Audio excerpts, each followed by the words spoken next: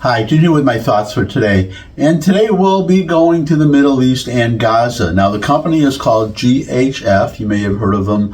GHF stands for Gaza Humanitarian Foundation. If you haven't heard of the company, you've heard of what they're doing, which is they are a private company distributing aid in Gaza, humanitarian aid, because, the problem that the Israelis were having was they want humanitarian aid to go into Gaza, but they don't want Hamas stealing it. And by the way, just a little aside here, I should do a separate vlog on this, which is about the Geneva Convention and humanitarian law, which all these people criticizing Israel apparently have not read, because Israel is not. They are not required to, there's no blanket requirement to provide humanitarian aid. Hamas is the government, they're supposed to. There are certain conditions under which which Israel must provide aid. Those conditions did not, one of the conditions, which is what I'm getting at today, the reason for this GHF is that you are required to provide humanitarian aid only if the combatants cannot get any of it. In other words, Hamas. When you have a war and you have the combatants, one side is not required to help the other side's fighters survive by, for instance, providing food. So let's just go through the whole thing. They have to be able to provide the food without Hamas being able to steal it. Also, if Hamas has any food at all, they have to provide the humanitarian aid. They have food. Israel is not required to provide food. Hamas has it. They are choosing not to provide it to the Gazan civilians because they want them to die, because they get the publicity from it. That's how depraved they are. But the point of this being that if Hamas were to give all the aid and Hamas were starving and had no aid to give to the civilian population, then Israel would be required to provide the aid, but only, again, if they can provide it without the combatants, Hamas, getting any of it. And then the third requirement is that that Israel has to be able to control the distribution of the aid, which makes sense. The combatant providing the aid has to be able to control the aid to make sure that the enemy, Hamas, does not get it and that it goes to the civilians. And you have people objecting to Israel not providing aid when they are not under the Geneva Convention required to, and they're also objecting now that the aid is coming through.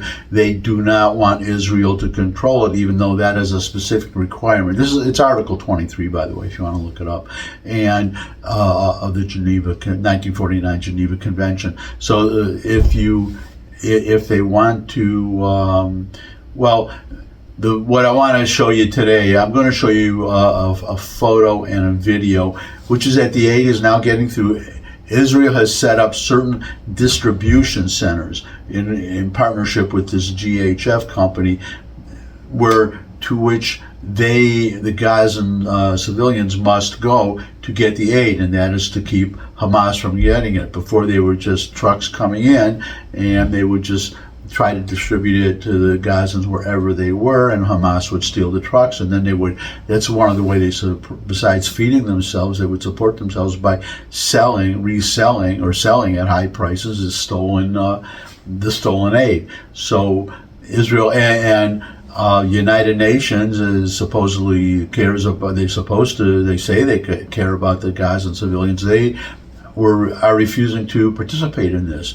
They say they want the aid to be taken to the civilians wherever they are, instead of setting up these distribution centers. In other words, so that the Hamas can steal the aid and resell it. The United Nations is, for all practical purposes, they're on the side of Hamas, and so they will not participate in distributing this aid I guess they would rather, if the Gazans cannot get aid the way the United Nations wants them to, then and also it would not be distributed. The food it's distributed by GAHF and not by United Nations. But the United Nations, if they cannot distribute the food to the way they want to distribute it, then the Gazans civilians can starve. That's the practical implication of their position. So what I'm going to show you now, though, is a couple of things. First, a video, and this is Gazan. Oh, I have to say one more thing. Let's show the video first, which it's Gazan saying, this is very heartwarming for me as an American, should be for all of you, thanking America, saying thank you, America. And, well, here's the video. Gazans love Donald Trump. Yet new footage straight from the war zone in Gaza shows crowds of men chanting and cheering Donald Trump and America's name after they received desperately needed aid relief from a US and Israel-backed aid center. Thank you, America! How are you?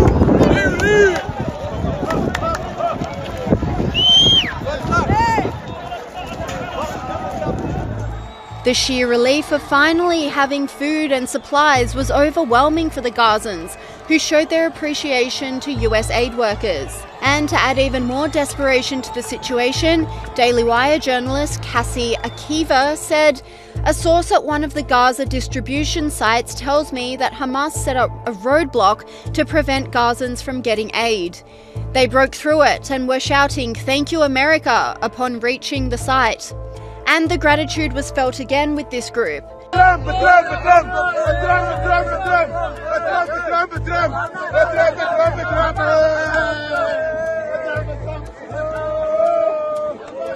And this footage shows civilians flocking to the aid center whilst praising Trump. شكرا للرئيس ترامب على حل الأزمة الإنسانية في غزة. إن شاء الله تضلها مستمرة على هذا الحال. هاي هم الكراتين. هاي الناس ماشية. حمل الكراتين. شكرا رئيس ترامب. شكرا. This Gazan slammed Hamas for leaving Gazans in a desperate state whilst thanking Americans for saving him. أنا اليومين جاي عند عمي، سمعت قالوا لنا في خبر قالت النقطة الأمريكية إنها بتوزع مساعدات. عادي رحت قريب فيش لقيت الناس بتروح طبيعي وعادي. ما حدش يعني قال لنا روح ولا حد، لقينا الناس بتروح، وصلنا لقينا الناس صار في طابور والشركة الأمريكية بتوزع بشكل منتظم. لما قالوا لنا ما فيش خلص المساعدات، الناس هجمت واحنا كنا من ضمن اللي هجموا. احنا بنقول حسبي الله ونعم الوكيل على كل واحد خلى الشعب زي هيك. لو انه واحد يقدر يوفر لنا كيلو طحين غير ال3 كيلو اللي بتوفر لنا النقطة الأمريكية كان ما حدش في الشعب راح. انت قاعد بتقول الحين كيلو طحين ب100 شيكل في السوق، كيف انا واهلي ممكن احنا نشتريه؟ ولو كان مع الواحد امكانيه كيف باقي العائلات ممكن تشتريه؟ هاي اللي دفعنا احنا نروح على النقطة الأمريكية.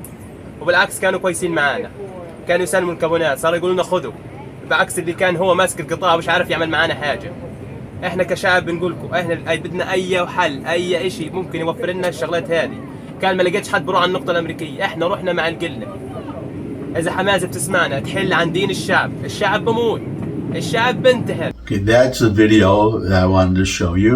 Very nice to see. So the aid is getting through, and more distribution centers will be opened up. The only people starving in Gaza have been the hostages. You may have seen that. I'm not going to show the video now or a photo, but you may have seen them when they were released. There were 4 hostages, and the Hamas, they made a big show of it. They gave them little certificates, made them stand on a stage. You can see how gaunt and starved they are. And actually, one former hostage said that they were, well, it's interesting.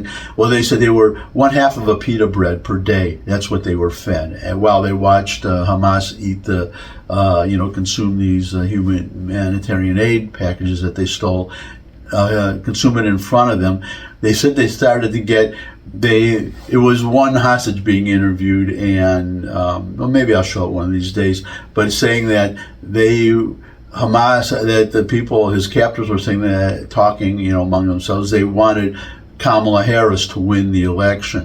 And when they didn't, when Trump got elected, suddenly the hostages' treatment, at least this particular one, he said his treatment got a lot better. he got fed better. They stopped beating him, so on and so forth. So I just think it's another reason to thank America. But anyways, you saw the video thanking America and the left to show how depraved our friends on the left, some of our friends on the left are. That video that you just saw went viral, and now there's another, several viral. The left is claiming that what you just saw is AI, artificial intelligence. It's a faked image. The pro-Palestine activists and the mainstream media in the West are trying to spin the story by claiming the videos are AI generated. A senior journalist at BBC Verify did in fact verify the images and footage as real, saying there are viral but false claims that this video of the new Tel Al Sultan aid distribution centre in Gaza is AI generated and fake. The video is real and was filmed by the main entrance to the site, which is visible in satellite images, drone footage and other videos. Online commentators were frustrated with the false AI claims, with this person saying, "You are correct. Wild to see the amount of confusion out there. But I guess when reality doesn't line up with someone's beliefs, it's a bitter pill to swallow." But some activists just won't relent. This woman bizarrely blasted the aid. Did you see the mayhem in Gaza today when a tiny bit of food was distributed? After blocking food to Gaza for nearly 3 months and creating these famine conditions, Israel's new U.S.-backed aid distribution plan began today and immediately descended into chaos. Thousands of desperate Palestinians rushed the barbed wire enclosed site, and armed contractors fired live rounds to control the crowds. This is not a humanitarian aid plan. It is a system of containment and control. Instead of working with the UN and the NGOs that have proven systems for delivering aid, Israel and the U.S. bypassed them with false claims that Hamas was diverting aid. It's not faked. GHF, the person, Akiva, his name is, I don't know his exact position, but he was saying that the image is real, and he showed he included a satellite photo of the entrance to the aid center. And well, you saw, I'll put it up again. That's the same photo that I used for the thumbnail to this vlog today. But so just wanted to show that people thanking America, and I would also mention that Hamas has, the civilians, in Gaza, have been demonstrating against Hamas. And Hamas, well, they're clearly losing. They don't want to admit that they're losing. That's a problem that they're having. And the problem that the Israelis are having, and the people who want, and those of us who want this thing over, the only way it can be over, which is in a complete victory, it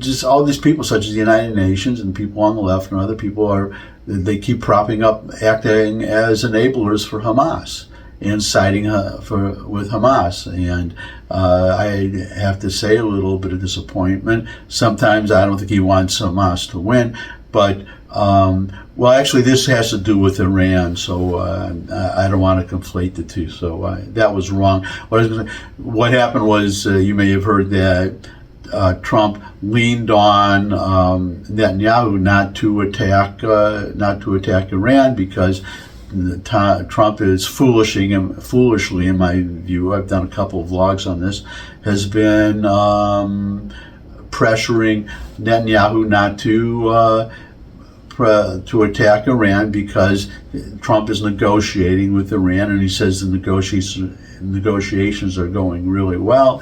And he says, it really distressed me. Just today, I'm recording this the day before you're seeing it, and there was a video clip of Trump saying that, we're going to get a very strong document. And that's not good enough, a document. And he said it will include inspections, but they've had that before. And then when you go to inspect, the Iranians don't let the inspectors inspect when and where they want to. What you need is surprise visits. They show up by surprise and ask to go wherever they want to go, and they're immediately taken there. And Iran. Well, we'll see what they're going to agree to. But the bottom line is, as I said yesterday, or the day before I'm recording this vlog, the only outcome for Israel would be that the no refined uranium in Iran has to all be shipped out. All the centrifuges have to be destroyed. All the ballistic missiles have to be destroyed. And in addition, Iran has to stop financing their proxies and fomenting terrorism all across the Middle East, especially, everywhere, but especially where it, on the border with Israel. So I don't see Iran to agreeing to all those things. So I see Trump just, as I said, he just wants to be a deal maker. He wants to say, well, I'm the best deal maker. I made a deal. Never mind. Well, that's a question I wish a reporter would ask him. Ask Trump. Are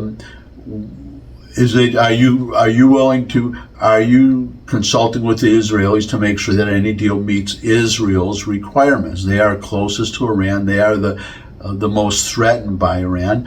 Or are you going to make a deal that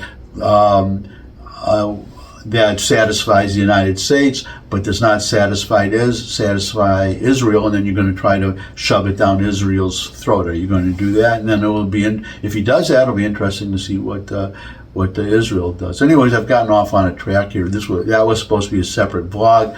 May still do one, but the main thing is I wanted to show you first that video thanking America for the humanitarian aid. And even though you see the people getting the food, I don't see anybody that looks like they're starving. I don't see any skeletons walking around there, and emaciated. I don't see anybody like those Israeli hostages, those 4 hostages that the world saw earlier and seems to have forgotten. But I won't forget all of you, especially if you subscribe. Your comments are welcome in the comment section below the video. Share this video with anyone you think would benefit from it. Did I say so? Well, it bears repeating. Subscribe. But most of all, come back and see me again. I'd love to see all of you again. And until I do see all of you again, bye.